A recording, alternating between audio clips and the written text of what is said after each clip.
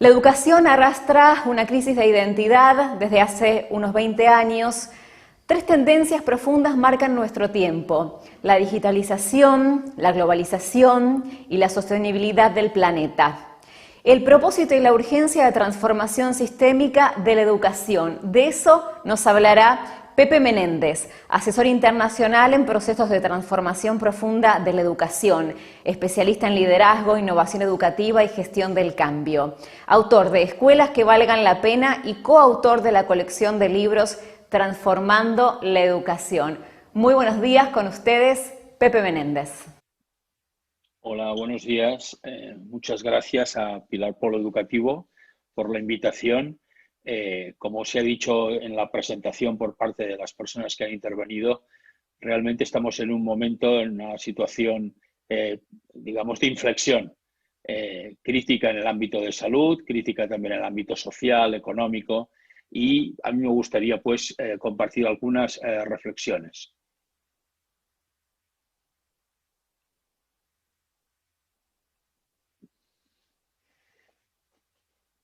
Fíjense, la expresión propósito y urgencia lo que quiere recoger son dos elementos que me parecen en estos momentos esenciales, ¿no? Uno es algo que ya se viene arrastrando desde hace, pues por lo menos 20 años aproximadamente como mínimo, ¿no? Que es a la luz de la nueva situación o de los cambios tecnológicos, del nuevo contexto mundial, la reflexión sobre el propósito de la educación. No es que la educación haya cambiado de sentido en su sentido más profundo, pero sí cuando reflexionamos sobre especialmente la educación obligatoria, ¿cuál es el propósito? ¿Cuál es el sentido dado el contexto en el que vivimos? Y en segundo lugar, cuando hablamos de urgencia, si se me permite, lo expresaría en términos más parecidos a la expresión anglosajona, en que urgencia no se refiere a hacerlo rápidamente, sino a tocar los elementos esenciales del sistema. Es decir, a provocar de alguna manera la conciencia, la percepción de la urgencia en el sentido de cambiar los propósitos fundamentales de la escuela. Miren, la educación evoluciona a pesar de todo. Les muestro un famoso cuadro de finales del siglo XIX y principios del XX, donde se lucubraba sobre cómo sería la escuela en el año 2000. Y fíjense que ahí, en el fondo, se arrastran diversos esquemas mentales que era difícil de sacar de la cabeza. Por ejemplo, no hay niñas en esta imagen. Se sigue pensando que el aprendizaje es transmisor, se percibe que habrá tecnología, pero entonces es una transmisión al cerebro. No se cuenta ni siquiera con los elementos emocionales, con la personalización, los alumnos, la propia disposición en el aula, e incluso lo que vemos es que la persona que mecánicamente trilla los libros para que pasen al cerebro de los niños, pues es otro alumno que probablemente pues a lo mejor se había portado mal, digamos, ¿no? Hay muchas creencias subyacentes en esa imagen, ¿no? Podríamos optar por otra, la imagen de la derecha, una imagen que fíjense los primeros elementos que cambia. En primer lugar, la coeducación. En segundo lugar, incluso podríamos decirlo, una cierta alegría de estar. Por supuesto, la presencia de la tecnología. Es decir, ¿qué es lo que ha ido cambiando entre un cuadro y otro? Pues algunos de los elementos que han salido también en algunas de las intervenciones anteriores, ¿no? Fíjense, en primer lugar, la velocidad extraordinaria de avance de la tecnología. Una velocidad que va mucho más rápida incluso que la capacidad que las generaciones hemos tenido por ir asimilando los cambios. De alguna manera siempre se han hecho análisis sociológicos hablando de generaciones. Prácticamente esas generaciones se extendían a lo largo de unos 30 o 40 años aproximadamente. Ahora las generaciones son prácticamente una década, si es que llegan, ¿no? ¿Por qué? Pues porque todo el entorno, especialmente el tecnológico, está en un proceso de avance, como decía antes, vertiginoso. la capacidad de acumulación de datos, la capacidad de jugar, de gestionar esos datos, precisamente en estos momentos es algo que lo ha convertido en el nuevo poder, gestionar, tener, disponer, poder comercializar. En estos momentos es casi un arma más poderosa que las propias armas bélicas. Por otro lado, la urgencia en este sentido del cambio climático, ¿no? Ilustrada en esa gran mancha negra en el océano Atlántico, tan grande como en el océano Pacífico, perdón, tan grande como la mitad de Europa o casi toda Europa oriental y occidental, ¿no? Y en cuarto lugar, uno de los procesos que ha acelerado la diversidad a una escala más universal, más global, como es las migraciones. Las aulas ya no, por así decirlo, ¿no? Ya nunca van a estar compuestas, estoy hablando de aulas de infantil, de primaria, ¿no? Ya nunca van a estar compuestas por sociológicamente personas tan homogéneas como las que hemos vivido incluso hasta ahora, ¿no? Y eso nos interpela incluso en el ámbito más profundo, pues hacia qué currículum tenemos que enseñar. Cuando hablamos y cuando enseñamos la historia de nuestros propios países, ¿no? La podemos explicar igual. En nuestro caso, por ejemplo, en España, que tenemos una gran inmigración del norte de África y de la África subsahariana, podemos explicar la época en que los árabes, los musulmanes, llegaron a la península, instauraron muchos de los grandes avances científicos en la medicina, arquitectónicos, etcétera. Lo podemos explicar como lo hemos estado explicando en los últimos 100 años, en que hablamos de reconquista, en que hablamos de invasión, en que hablamos en esos términos, cuando tenemos en las aulas alumnos que precisamente sus padres les han explicado otra versión de esa historia, ¿no? Fíjense, en definitiva, y Harari de alguna manera lo ha señalado en sus reflexiones, dice, el mundo ha cambiado, ¿no? Pero las amenazas incluso a veces son las mismas, ¿no? La guerra nuclear, el colapso ecológico y la eclosión de las tecnologías más disruptivas. ¿Por qué me parece importante que cuando hablamos de la escuela, del propósito de la educación, pensemos en el mundo global? Porque ahora más que nunca no podemos seguir pensando que el currículum que ha sido aprobado pues, en la última ley de educación va a ser el currículum que dure los 10 años siguientes, sino que en realidad se nos está pidiendo a las escuelas una actualización permanente, especialmente a los equipos directivos, en saber mirar la vida diaria de la escuela, las necesidades inmediatas en estos momentos de todo tipo, con ese análisis, esa mirada global al mundo, que resulta imprescindible para una acción directiva. Entonces, ¿cómo podríamos concretar este propósito de la educación?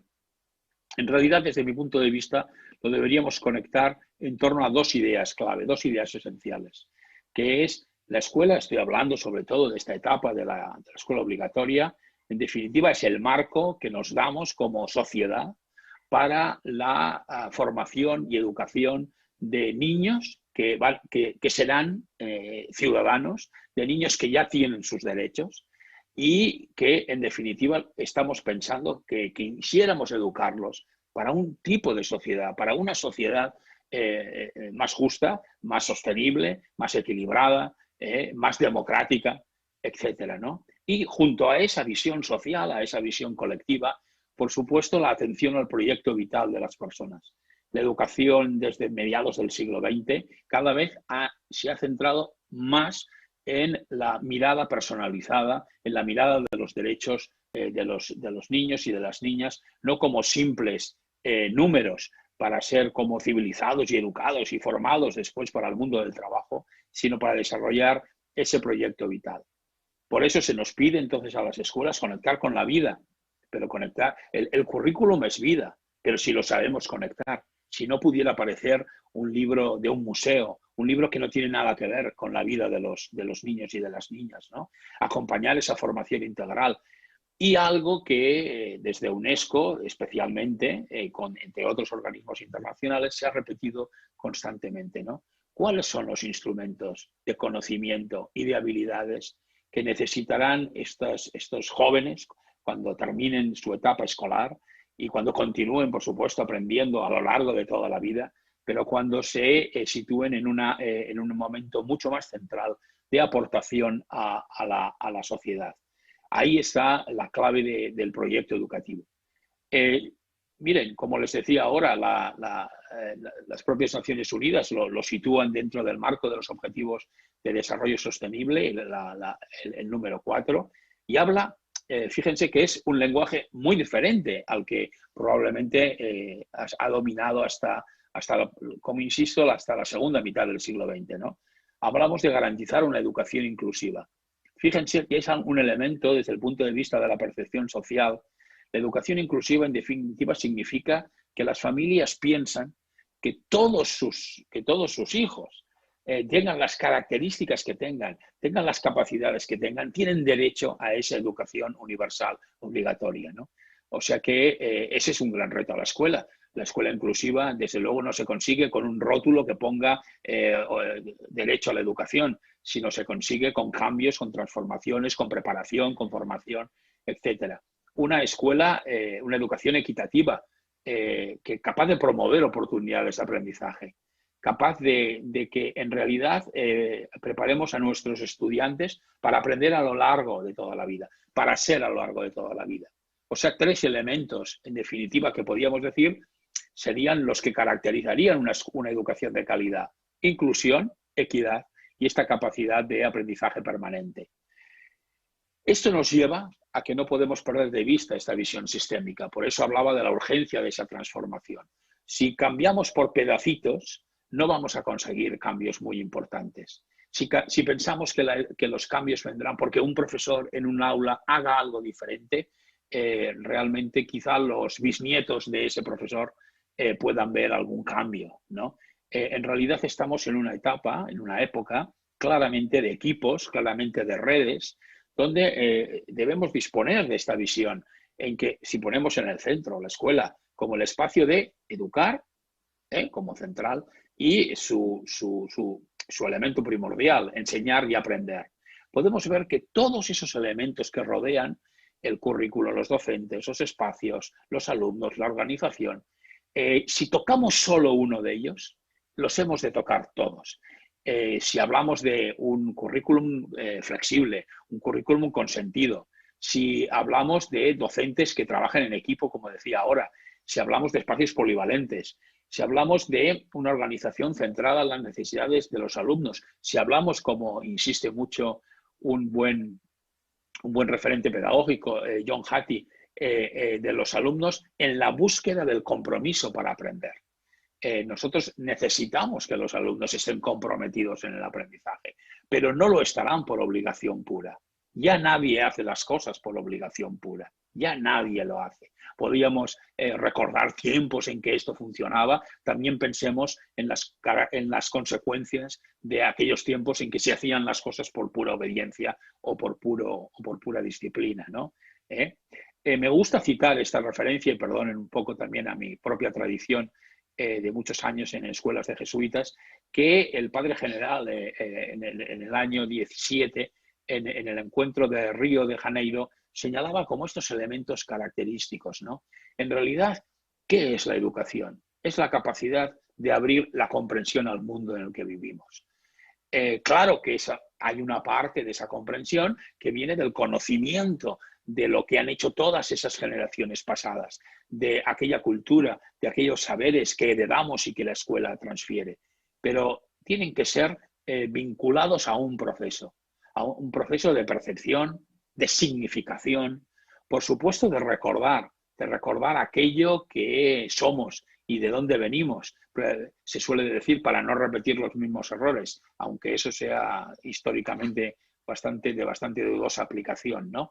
Para la vinculación, en definitiva, para habitar la realidad y poder optar en el mundo. La escuela debe servir para eso, porque si una escuela solo sirve para acumular individualmente conocimientos, no vamos a poder decir que es una escuela que está preparando a las personas para formar parte de una ciudadanía que piense mejorar el mundo y que piense también en su propia transformación personal. Por eso, cuando hablamos de resaltar lo relevante, fíjense, hablamos de intentar ir más allá de los contenidos. Y desde mi punto de vista, y es algo que trabajamos mucho en el proyecto de Horizonte 2020 con jesuitas, es fijar la mirada en los impactos. Muchas veces las escuelas decimos que queremos que las personas sean conscientes, que las personas sean competentes, que las personas sean capaces de convivir, que las personas sean capaces de expresarse oralmente, por escrito. Pues entonces la escuela en realidad lo que tendría que estar es todo el día como si fuera un gimnasio, todo el día ensayando y ejercitando precisamente esas competencias. Pero si hablamos de esos impactos, pero lo que tenemos son horas y horas y horas de estudiantes escuchando a un profesor o una profesora, aunque sea a través de una pantalla, como nos puede haber pasado en esta época de pandemia, es donde debemos poner en crisis precisamente el proceso. Y en este sentido también intentar ir más allá de lo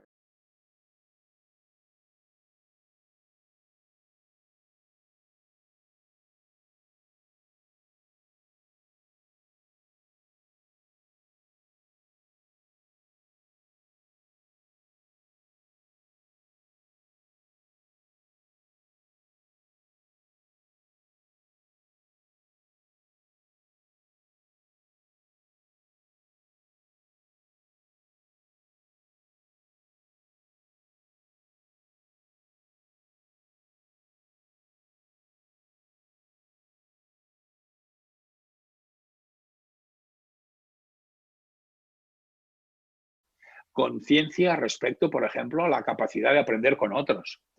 Conciencia respecto a saber resolver problemas más allá de aplicar mecánicamente las que nos han explicado en el aula. Todo eso es lo que pone en cuestión y es lo que nos pide resaltar lo relevante, ¿no? Por eso el ecosistema de cambio, fíjense que en definitiva se mueve en torno a este fondo azul, que es la transformación sistémica de todos esos elementos que forman parte del modelo educativo y con 3 referencias, como nos indica el ODSE 4, de los Objetivos de Desarrollo Sostenible, proyecto vital, inclusión, transformación social. Pero la pandemia realmente cambió nuestra perspectiva, ¿no?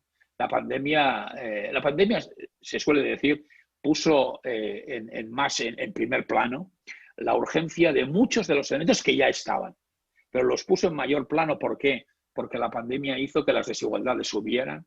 Se ha mencionado antes una de las mayores desigualdades, digamos, para poder hacer clases a distancia, que era la conectividad. Ahora aparece la necesidad de la conectividad casi como un derecho tan básico como disponer de agua o luz en las casas, pero tenemos muchas casas, incluso donde no hay agua, donde no hay luz, ¿no? Puso en primer plano esa necesidad de poder garantizar los derechos de las personas, no solo porque vayan a una escuela, sino incluso porque haya un ecosistema social que pueda garantizar esos derechos, ¿no? Las familias incluso cambiaron su visión de la escuela. Se suele decir, ¿no? Nosotros como docentes entramos a través de la pantalla, entramos en las escuelas, entramos en las casas, perdón, quiero decir, pero las familias también entraron en nuestras casas y en nuestra manera de hacer las cosas y vieron a través de la pantalla cómo enseñábamos, cómo nos relacionábamos, cómo tratábamos. Eso ha tenido, por supuesto, sus puntos fuertes y ha tenido también sus puntos frágiles, ¿no? Ha provocado muchas tensiones, pero al mismo tiempo, ¿cuánto tiempo llevábamos hablando sobre cómo utilizar la tecnología, cómo incorporarla a la educación, hasta que de repente, de una manera brusca, sin podernos preparar, sin poder garantizar la planificación, hemos tenido que mudarnos a una manera de dar clase y que piensen, por lo menos es algo que se calcula mucho aquí aún en España, que la escuela en todo el año 2021 no va a recuperar esa normalidad. De hecho, se suele decir, no vamos a volver a lo de antes. Pero atención, porque hay un elemento esencial en todo este proceso de 2020 y 2021, y es cuando se acabe, cuando salgamos de la lucha contra el COVID, veremos cómo ha quedado el paisaje después de la batalla. Y veremos el retroceso de algunos estudiantes por sus dificultades sociales. Veremos también el impacto que ha tenido en muchos jóvenes no poder relacionarse como una escuela permite. Veremos el retroceso y veremos el impacto que sobre las desigualdades y sobre la pobreza mayor aún ha tenido. Pero lo que sí me parece importante es que cuando reflexionamos sobre cómo han ido las cosas en el 2020, cómo fueron esas clases, tengamos muy en cuenta esto que decía antes. Tuvimos que optar por una solución de emergencia. Por eso, lo que hemos hecho no ha sido una educación online como pueden ofrecer algunas universidades, por ejemplo, o algunas escuelas que ya lo tienen muy planificado. Hicimos lo que se ha denominado por algunos expertos el Emerging Remote Learning, o sea, un aprendizaje remoto de emergencia. Hicimos lo que pudimos. Hicimos lo que pudimos. Ahora, quizás es algo que nos puedan luego, de alguna manera, pues tener en cuenta es, bueno, hicimos lo que pudimos durante los primeros meses, pero ¿cómo estamos planificando? ¿Cómo estamos pensando esta educación a partir de ahora, ¿no? En este sentido, destacó también nuestra capacidad de ser diferentes. Aquellas escuelas, por ejemplo, que ya venían siendo más flexibles en la aplicación curricular, más flexibles en la organización, que, por ejemplo, trabajaban mucho más la interdisciplinariedad o el trabajo por proyectos, fueron más capaces de dar una mejor respuesta a esta emergencia de la pandemia. Aquellas escuelas más, permítanme que lo diga así, más tradicionales, donde el proceso de aprendizaje seguía depositándose de una manera muy desequilibrada en atender en clase, tomar apuntes y exámenes que después recogían memorísticamente aquellos aprendizajes, les ha costado mucho más. Piensen en todo el debate de los exámenes online, exámenes presenciales. Claro, si yo tengo una cabeza pensada para examinar de una manera presencial con aprendizajes memorísticos, el online es imposible. Bueno, imposible. Me requiere un montón de medidas de seguridad y de control para que el alumno no copie, ¿no? O sea que, al final, como estoy orientado a una evaluación a la certificación, necesito un tipo de disciplina y de control muy parecido al que supone esa medida en el aprendizaje presencial. Fíjense en esta, que me parece a mí una especie de adaptación de la pirámide de Maslow, muy interesante, referido a cuál es la jerarquía en las necesidades de las escuelas en el periodo de pandemia. Fíjense que en la parte baja están las necesidades psicológicas, las necesidades fisiológicas, perdón, quería decir, las necesidades que tienen más que ver con eso que decíamos de garantizar agua, luz, salud, etcétera, ¿no? Pero es importante que lo pensemos, porque estamos hablando de la jerarquía de las necesidades para las escuelas. No estamos en una posición de decir que todo esto me venga resuelto de fuera, sino en realidad que en los procesos de la escuela, de todo este tiempo de pandemia, ha impactado precisamente ese ámbito de la salud y del bienestar de las familias. Las necesidades también que tienen que ver con el ámbito, las familias que se han quedado sin trabajo, con el ámbito de las necesidades sociales más cubiertas.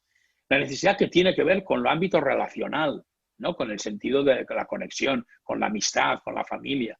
La necesidad que tiene que ver con la propia automirada, el autoestima, el sentido de pertenencia. Todo aquello que tiene que ver también con el deseo, sobre todo en los alumnos que están en una edad en que siguen teniendo sus sueños y siguen pensando lo que pueden ser, ¿no? Y finalmente también, por supuesto, con el trabajo de las escuelas. Claro, por eso se ha repetido y aún va a permanecer en este año 2021, que para nuestros niños, para nuestras niñas, para nuestras familias, en esos momentos es mucho más importante poder intentar garantizar ese bienestar, esa incluso capacidad de poder expresar lo emocional, mucho más que obsesionarnos porque si se ha perdido, y perdonen la expresión, nuestros alumnos han podido olvidar después de una semana de exámenes, ¿no? Por eso a mí me parece interesante, y ya lo era antes, ¿no? Que en estos momentos precisamente empecemos, nos hagamos esta pregunta los docentes. ¿Y si comenzáramos por preguntas? en vez de dar todas las respuestas. Y si pensáramos en cómo conectar el interés, no lo estoy frivolizando, no estoy diciendo que seamos una especie como de entretenedores, ¿no? Algunas personas, a veces cuando hablas en este sentido, parece que hables de un parque de atracciones o parezca que sitúes lo divertido en lo fácil, ¿no? No, simplemente a veces suelo decir a los docentes, pensad en vosotros, en vosotras mismas. Cuando os proponen hacer algo, un trabajo, cuando os proponen un reto que supone un sacrificio, lo primero que necesitáis es que despierte vuestro interés. Por supuesto que esto vendrá con obligaciones, con sacrificio, con disciplina, pero lo primero es esta especie de motivación. En el caso de los estudiantes, ¿cómo estimulamos la curiosidad? ¿Cómo estimulamos la indagación, ¿no? ¿Cómo somos capaces de cuestionar conocimientos y creencias anteriores precisamente para poder dar este vuelco al vínculo entre el interés por la vida de los estudiantes con los propios elementos curriculares que tenemos que enseñar, ¿no? Y desde mi punto de vista hay 4 elementos esenciales para el cambio, ¿no? Podríamos decir 4 elementos metodológicos que nos pueden ayudar. En primer lugar es el trabajo por proyectos. El trabajo por proyectos es un gran paraguas. He visto trabajo por proyectos muy mal hechos, que en realidad eran una especie como de escenario o de decorado de proyecto, pero detrás tenían la misma creencia del proceso de enseñanza y aprendizaje, ¿no? O sea que trabajar por proyectos en realidad quiere decir movilizar aquellas competencias de trabajo en equipo, de colaboración, de investigación, de exploración, de discernimiento, tan importantes para el aprendizaje de un estudiante. Poderlas acompañar también de la interdisciplinariedad, de poder mezclar disciplinas, de poder un poquito trabajar, vincular las ciencias con las letras como gran deseo, ¿no? Precisamente en esta época de pandemia, cómo nos hemos visto como espectadores incluso en la importancia de las normas de salud al mismo tiempo de las normas puramente sociales, emocionales. Todo forma parte de una sola historia. Y esto solo se puede conseguir con 2 elementos básicos. El trabajo en equipo de docentes. Miren, se ha acabado la época del docente brillante, del docente individual brillante, ¿no? Primero porque no podrá dar respuesta a estos retos que estamos planteando solitariamente. Y después porque si en el ámbito de salud, por ejemplo, son tan importantes los equipos, las miradas diferentes, el contraste, la mirada sobre los casos, las sugerencias para las mejoras, en el caso de la educación aún lo es mucho más, ¿no? Y la gran prueba del algodón es qué evaluación aplicamos. Vamos a seguir necesitando una evaluación certificadora, por supuesto, pero si ocupa el 90%, el 80% de nuestra manera de evaluar, no vamos a conseguir poder demostrar que nuestros alumnos están aprendiendo. Vamos a poder certificar con elementos o con sistemas que incluso tradicionalmente se han usado de esa manera y cada vez quedan más obsoletos. Pero una evaluación para el aprendizaje requiere una mayor personalización, un mayor feedback. En realidad, le queremos transferir al estudiante, esto también es una expresión de Hattie, de este profesor australiano, transferir el aprendizaje al estudiante. Cuando salga de la escuela, tenemos que hacerlo capaz de que él sepa modular su propio aprendizaje, porque va a tener que aprender a lo largo de toda la vida, igual que queremos que sea responsable, ¿no? El trabajo por proyectos nos permite una gran miscelánea de posibilidades, ¿no? De desafíos para resolver, de vincular con realidades cercanas a los estudiantes, de preguntas que puedan orientar el trabajo de los estudiantes. Que el trabajo por proyectos no es abandonarlos, no es dejarlos, bueno, trabajar esto ya veréis vosotros, sino precisamente es darles herramientas de trabajo en equipo, de exploración, de criterios de indagación, y eso requiere conocimiento. Claro que requiere una aportación del conocimiento del currículum y sobre todo el trabajo finalmente que se pueda convertir en un producto final, a veces incluso de retorno a la sociedad de algún bien, ¿no? Y esta evaluación para el aprendizaje de la que citaba ahora. Miren, estos son algunos ejemplos. Si me han oído alguna vez, yo los he solido citar, ¿no? Hay uno que está ahora, ayer era el Día Internacional de la reivindicación de la mujer en la ciencia y de las niñas, ¿no? ¿Por qué no hay mujeres en la historia de la ciencia? El problema es que no hay mujeres en la historia, en los libros, pero las había de verdad. Tenían que firmar con nombres de sus maridos, tenían que estar ocultas delante de hombres en los laboratorios, pero qué importante precisamente es, porque, como si no hubiera habido hasta ahora, ¿no? ¿Por qué existe el trabajo de explotación infantil? ¿Cómo es un campo de refugiados? Esto, en nuestro caso, todo el sur de Europa, es uno de los elementos más vivos, ¿no? ¿Por qué es importante la sangre? Lo puedo vincular precisamente al currículum de ciencias. ¿Por qué existe la pandemia? ¿Por qué? ¿Cómo ha sido el proceso de pandemia? Este es un gran trabajo por proyectos para este periodo, ¿no? Es hora de experimentar. Esto en una conversación también con mi buen amigo Cristóbal Cobo lo compartíamos. Es hora de experimentar. Miren, ahora más que nunca es cuando les van a dejar experimentar. Porque ahora más que nunca es cuando nos encontramos con situaciones de emergencia que tenemos que resolver, ¿no? Pero es importante que documentemos los aprendizajes, lo que funciona, lo que no funciona, que aprovechemos las posibilidades de la flexibilidad que tenemos ahora, ¿no? Y sobre todo algo que yo repito muchas veces, a pesar del estrés, a pesar de la vorágine con la que tenemos que estar trabajando, mire, si no reservamos tiempos y espacios para compartir y reflexionar, pareceremos como esos hámsters que se mueven, que van rodando la ruedecita y se mueven en la jaula sin ningún sentido y sin ningún horizonte, ¿no? No podemos caer en el activismo puro. No podemos pensar que solo haciendo cosas estamos aprendiendo. Estamos aprendiendo también, como buenos defensores que somos de la pedagogía, del metaaprendizaje. Estamos aprendiendo de la reflexión sobre lo que hacemos y que la evaluación nos sirva para eso, ¿no? Si pensamos entonces en todo este proceso, ¿no? También de online, de instrucción online, fíjense que en definitiva lo que estamos poniendo en juego son tres círculos, ¿no? Lo puramente instruccional, el contenido, ¿no? La interacción y el acompañamiento, la manera en que estamos evaluando también aquello que los alumnos van aprendiendo. Si no soy capaz de mover los tres círculos de manera fluida, de manera lógica, de manera coherente, será difícil que pueda avanzar.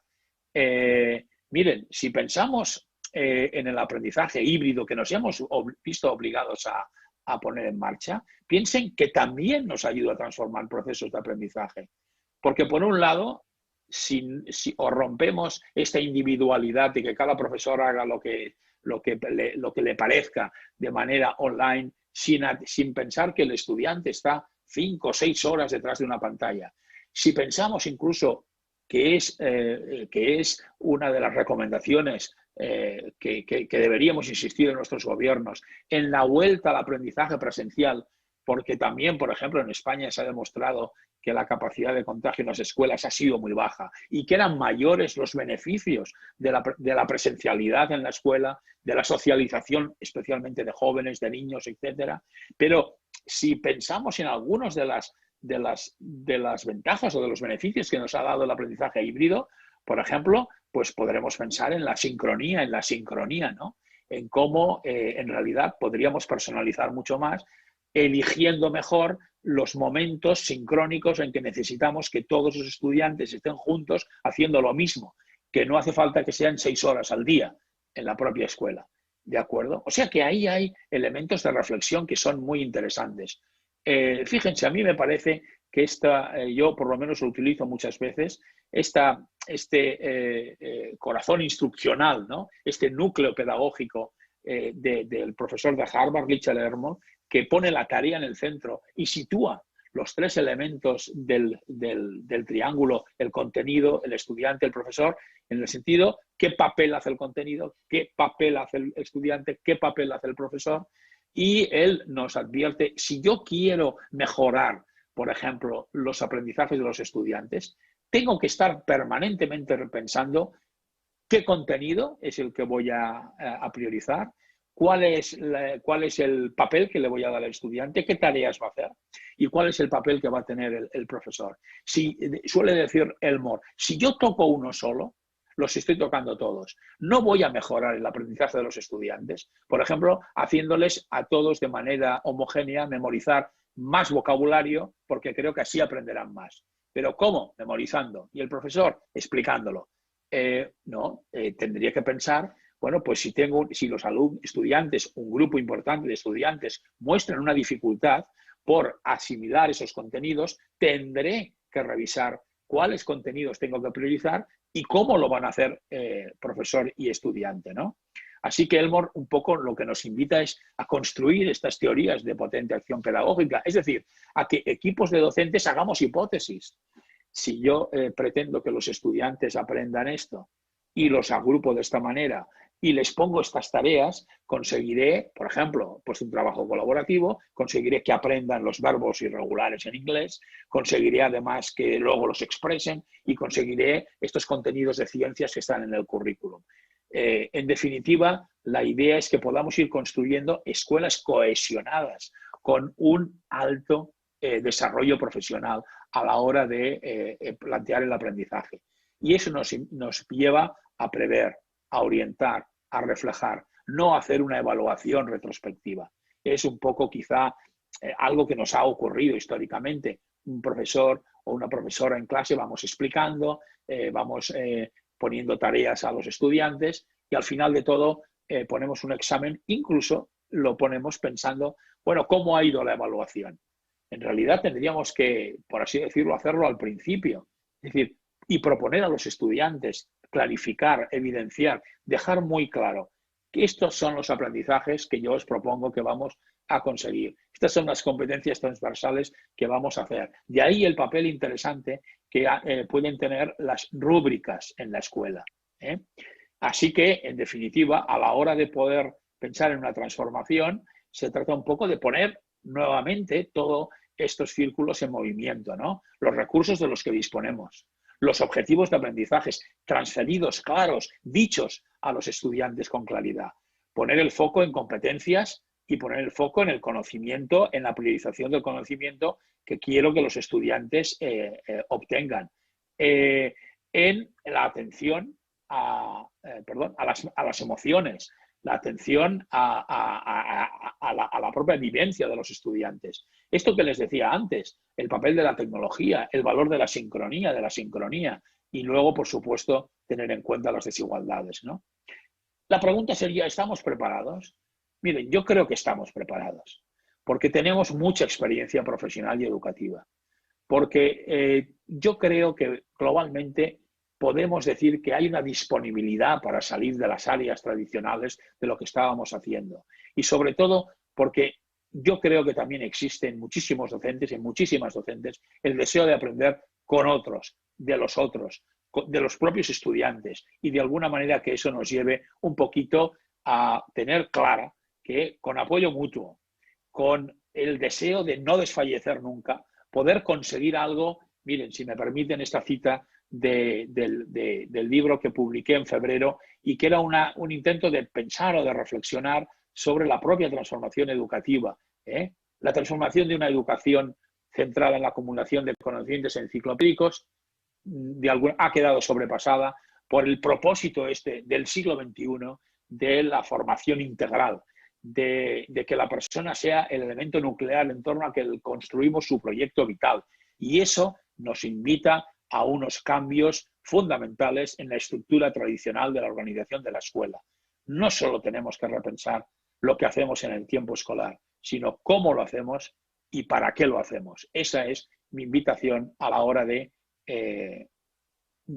perdonen el salto grande, no quiero olvidarme de este último punto.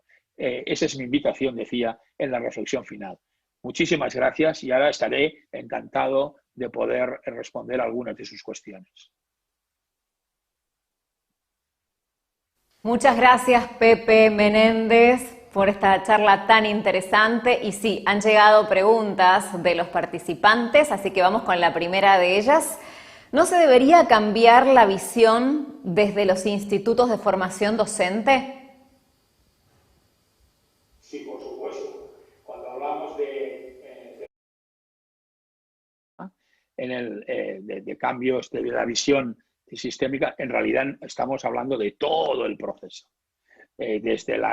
Incluso desde cuáles son los criterios de entrada a las universidades, para ser maestro, para ser maestra, para ser docente. Y, por supuesto, ¿cuál es esa formación, ¿no?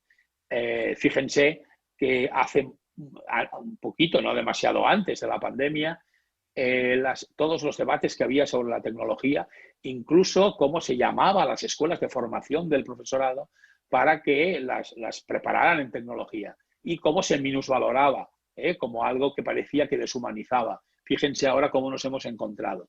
Desde mi punto de vista, también otro de los elementos clave de la formación inicial del profesorado sería que, claro, si yo sitúo que el objetivo, que el sentido de la escuela es el proyecto vital y esta formación competencial de contenido hacia la ciudadanía, pues también, claro, en la propia formación del docente tendrían que estar estos elementos como centrales, ¿no?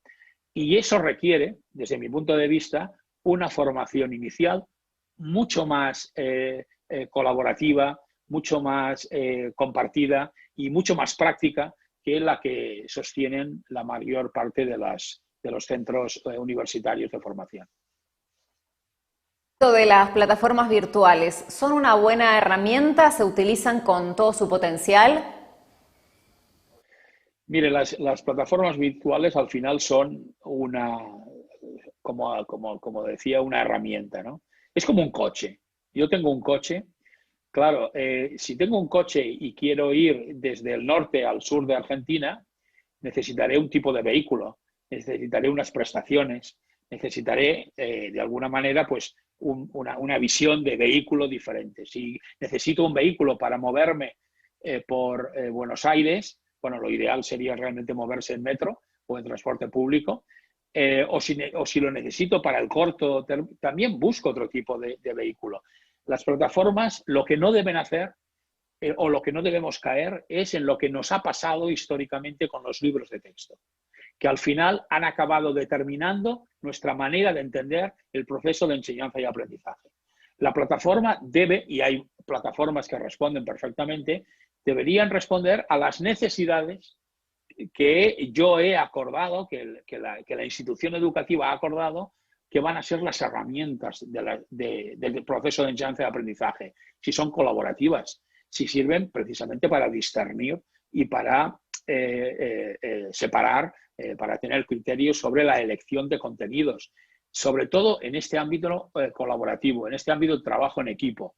Entonces, yo utilizo unas. Ahora, fíjense lo que ha pasado en muchos casos. Hemos utilizado una videoconferencia para seguir dando una clase magistral. Miren, pues yo creo que para eso casi la podríamos haber grabado, se la podemos pasar a los estudiantes y que la vean cuando puedan. Porque en realidad yo debería utilizar más una plataforma cuando quiero que sincrónicamente, todos al mismo tiempo, compartamos aprendizaje, compartamos dudas, compartamos aclaraciones, compartamos trabajo en equipo y yo pueda al mismo tiempo hacer ese feedback. Y escritor, una última pregunta. ¿Qué opina de la comunicación en las escuelas? ¿Se le da importancia? ¿Se maneja bien en general? Bueno, permítame que conteste sobre todo, pues miren, para que nadie se sienta ofendido, digamos, pues voy a contestar por mi realidad más cercana, la de España, no. No se hace bien. ¿Por qué? Porque venimos de una idea de que la escuela tiene que explicar a las familias y tiene que explicar a los alumnos las normas, las reglas, lo que deben hacer. Casi nos comportamos como algunos sacerdotes en los púlpitos. O sea, damos muchas órdenes, damos muchas indicaciones, pero en realidad vivimos ya en un mundo mucho más interrelacional. O sea que la comunicación, yo suelo decir, vengo de periodismo, ¿no?